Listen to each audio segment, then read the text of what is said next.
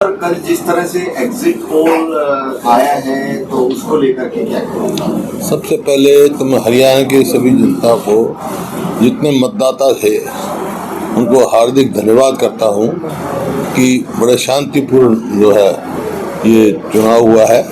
कोई ऐसी दुर्घटना नहीं घटी है, तो उसके लिए मैं सभी का आभार व्यक्त करता हूं। और अच्छे तरीके से चुनाव हुआ है। और जो एग्जिट पोल है ये तो कल आए हैं। मैं तो कितने दिनों से कह रहा हूँ भाई, लोगों ने मन बना लिया है कांग्रेस की सरकार बनाएंगे। भारी बहुमत से कांग्रेस की सरकार बनने जा रही है। भाजपा के नेता तो कह रहे सर ये एग्जिट पोल कुछ है।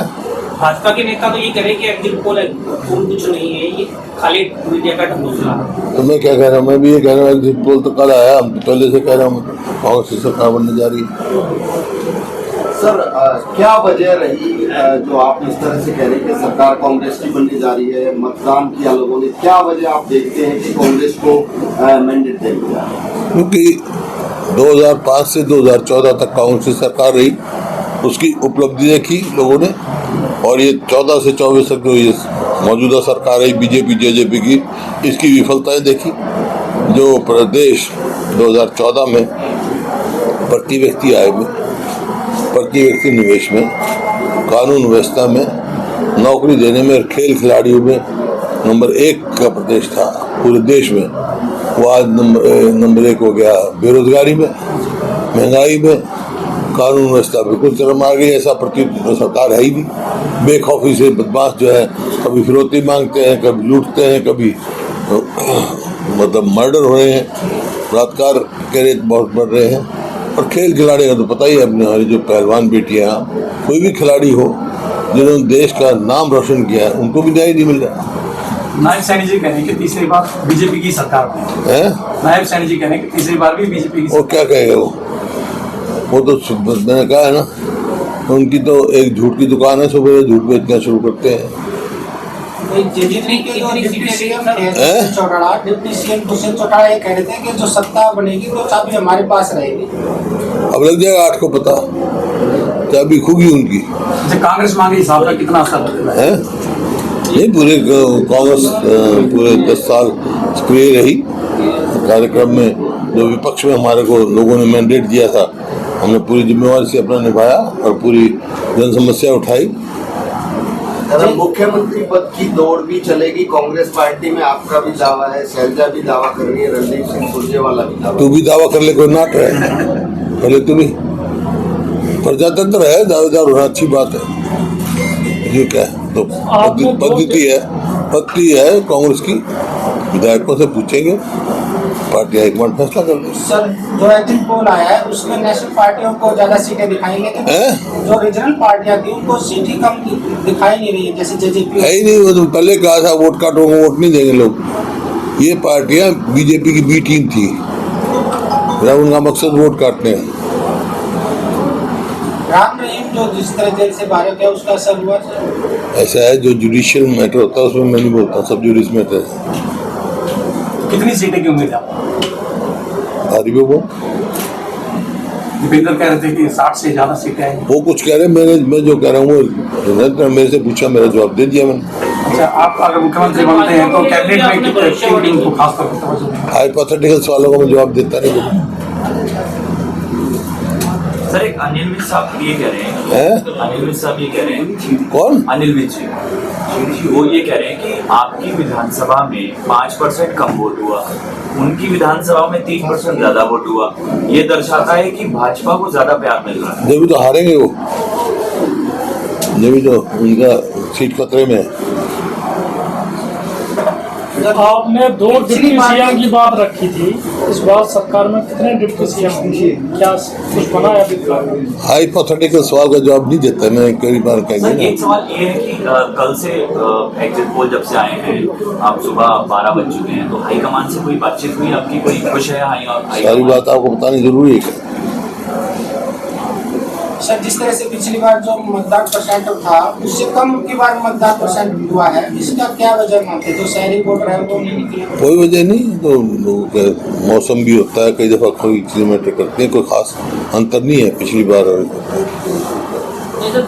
1-8% का होगा मुश्किल से। 1 तारीख रखी गई थी चुनाव आयोग की तरफ से, फिर 5 तारीख रखी गई, बीच में ही कहा जाता कि छुट्टियां पड़ रही है इसलिए मतदान कम होगा।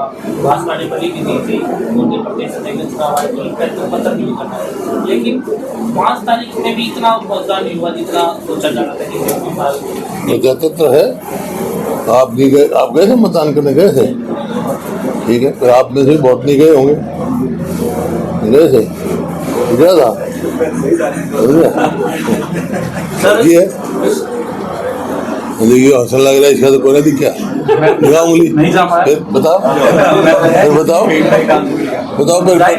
फिर आपको सवाल पूछ रहे हैं क्या है जब आप अपने मतदान का प्रयोग नहीं कर सकते हैं।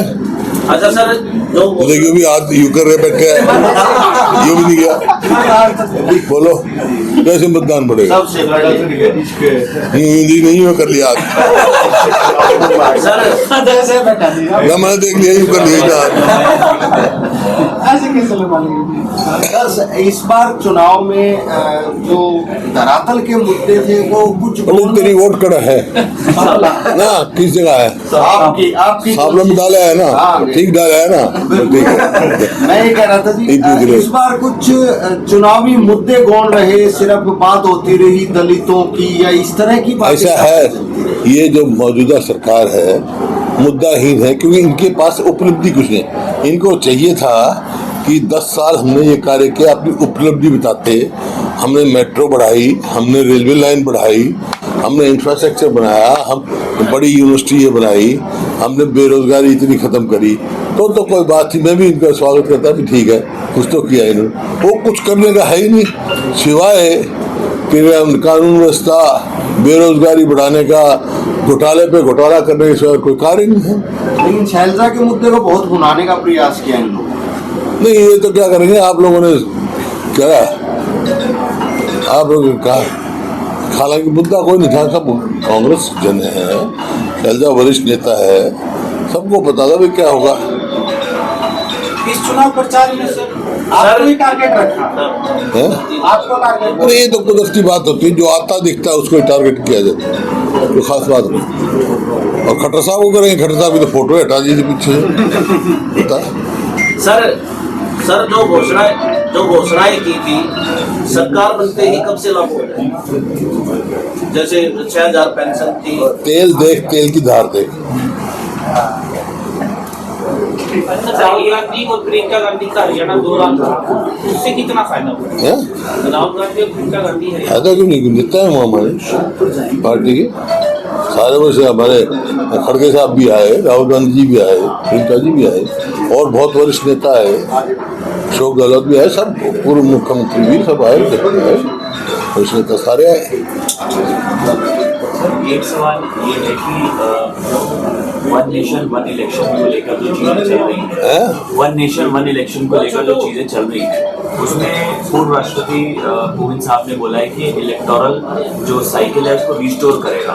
सर तो इस पर अगर आप कुछ कहना चाहिए। मैं कह चुका हूँ, उसका सवाल क्या है, उसमें कॉन्स्टिट्यूशनल अमेंडमेंट थी, जब वो आएगी कॉन्स्टिट्यूशनल अमेंडमेंट जब बात करना फिर देखिए। 2005 से पहले भी ऐसी परिस्थिति थी, उस टाइम जेलों से सरकार चलती थी नहीं चलती थी, आया ना का जवाब देना, कुछ बता ना तू कुछ, तो हम तुम्हारा हिम्मत भी होनी चाहिए, सच बोल रही चलती थी। तो उस टाइम कांग्रेस का सरकार बनी, मेरे को सेवा का मौका मिला, बनते मैंने कह दिया था बदमाश हो या तो बदमाशी छोड़ दो या हरियाणा छोड़ के दे हरियाणा।